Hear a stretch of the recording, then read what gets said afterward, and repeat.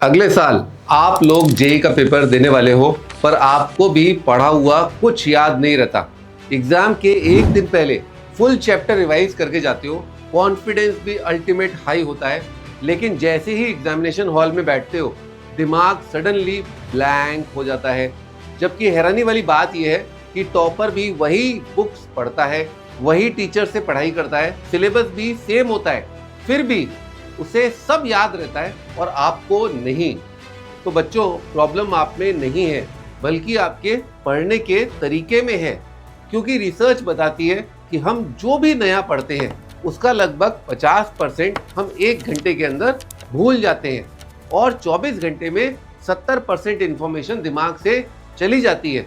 मतलब अगर सिर्फ पढ़ रहे हो तो भूलना ऑलमोस्ट गारंटेड है मेरे भाई। इसीलिए टॉपर्स कुछ ऐसी पावरफुल टेक्निक्स का इस्तेमाल करते हैं जो उनके ब्रेन को सही सिग्नल देती है कि ये इंफॉर्मेशन इंपॉर्टेंट वाली है, इसे स्टोर करके रखो। और आज इस वीडियो में मैं आपको वही 6 पावरफुल टेक्निक्स बताने वाला हूं, जिससे आप जो भी पढ़ोगे वो सीधा लॉन्ग टर्म मेमोरी में लॉक हो जाएगा और आप जेई 2027 में आराम से 99 परसेंटाइल स्कोर कर पाओगे। इसीलिए वीडियो एंड तक जरूर देखना। और टेक्निक नंबर 4 तो बहुत इंपॉर्टेंट है, उसे तो बिल्कुल मिस मत करना। चलो स्टार्ट करते हैं, लेकिन उससे पहले कमेंट में बताओ कि आप कितनी जल्दी चीजें भूलते हो। तो सबसे पहली टेक्निक है टेक्निक नंबर 1, लिंकिंग मेथड।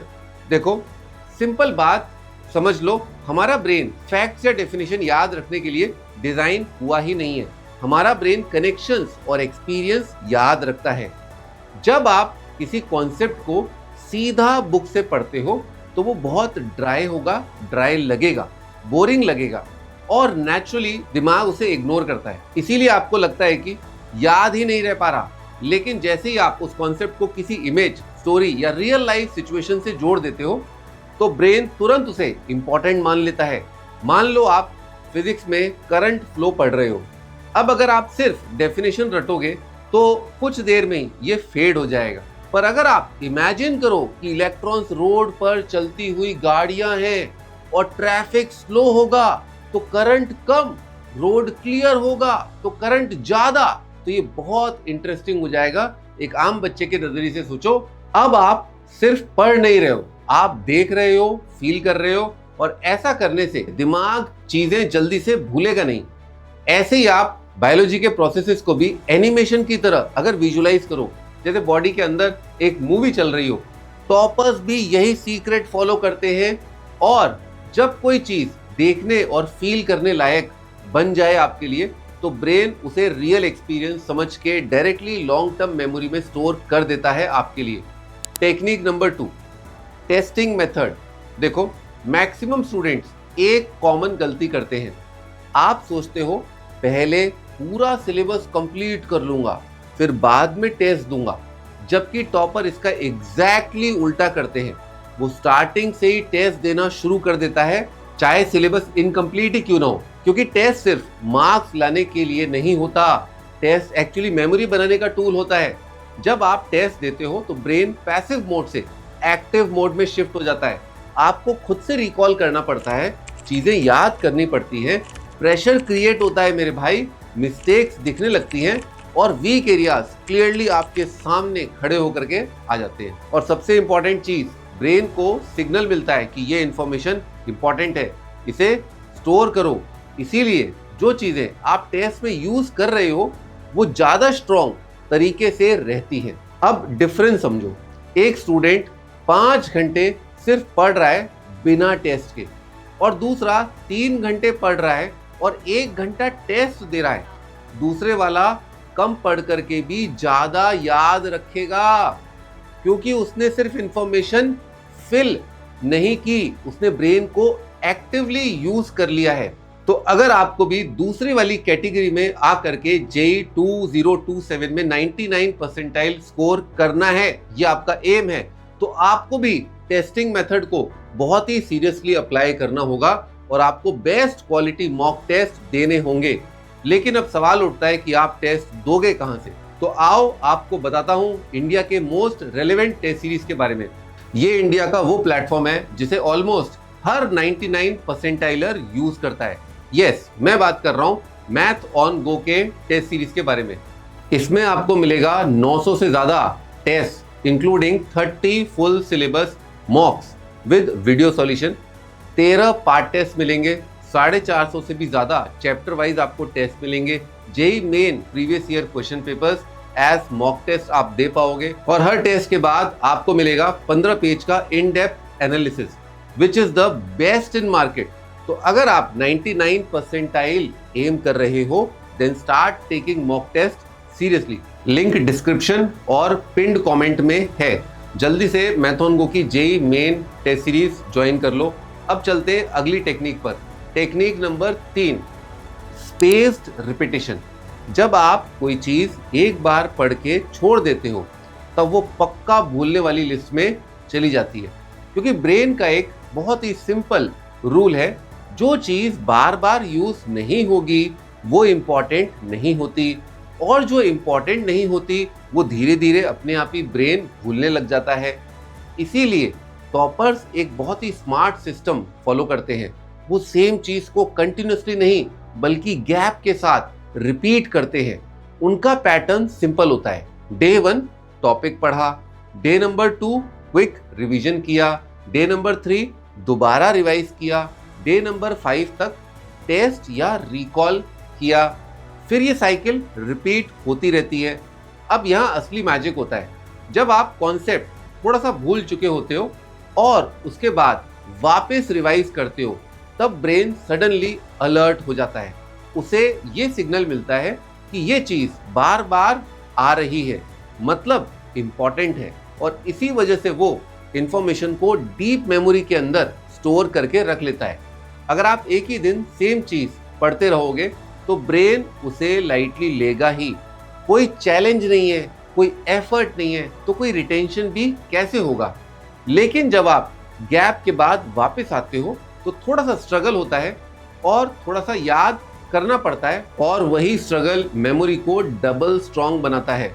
इसीलिए मेरे भाई याद रखना, आपको गैप पर चीजें रिवाइज करते रहनी है, क्योंकि वही गैप रिवीजन आपकी मेमोरी को नॉर्मल से पावरफुल बना देता है।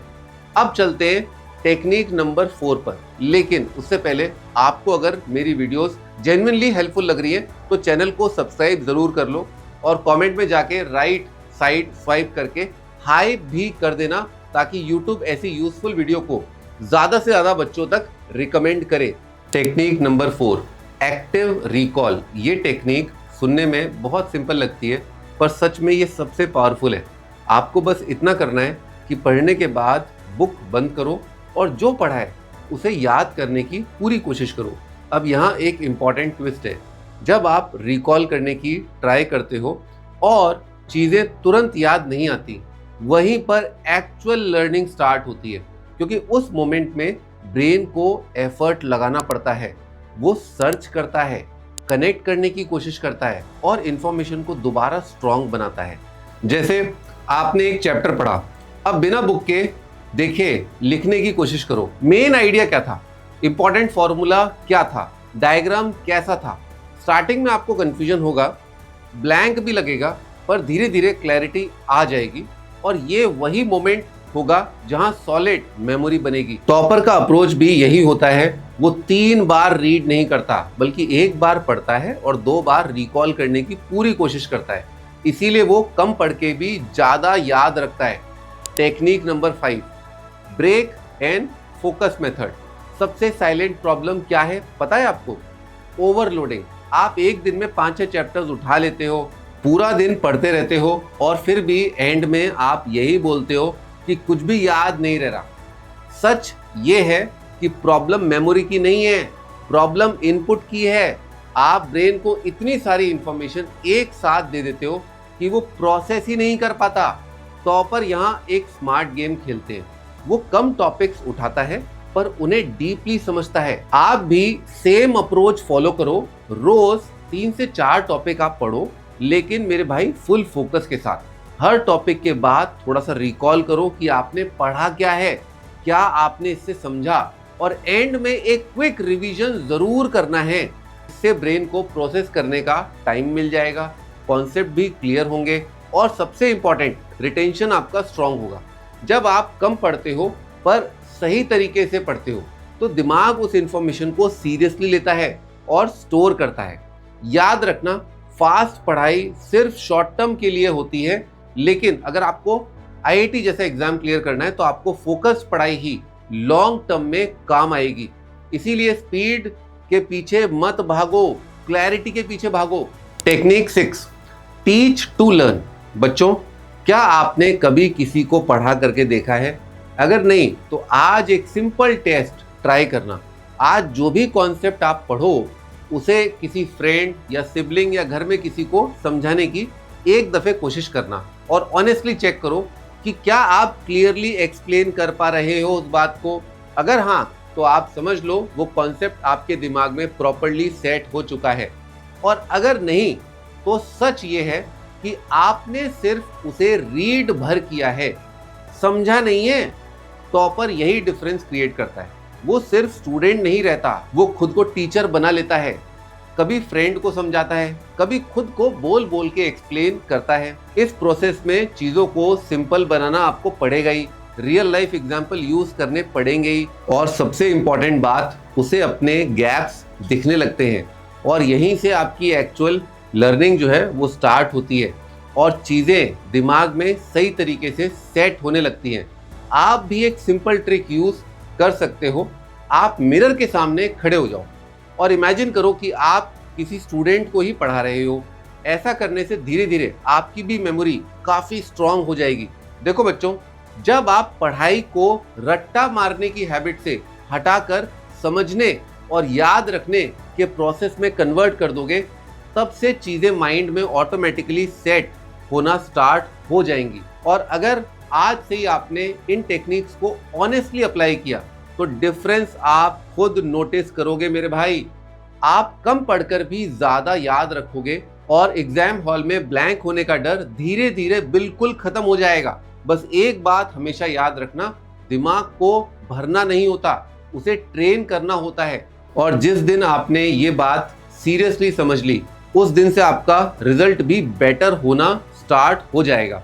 अगर वीडियो आपको हेल्पफुल लगी तो लाइक और शेयर मेरे भाई जरूर करना, और चैनल को सब्सक्राइब और वीडियो को हाइप करना बिल्कुल मत भूलना। मिलते हैं नेक्स्ट वीडियो के अंदर। Best of luck, bye bye.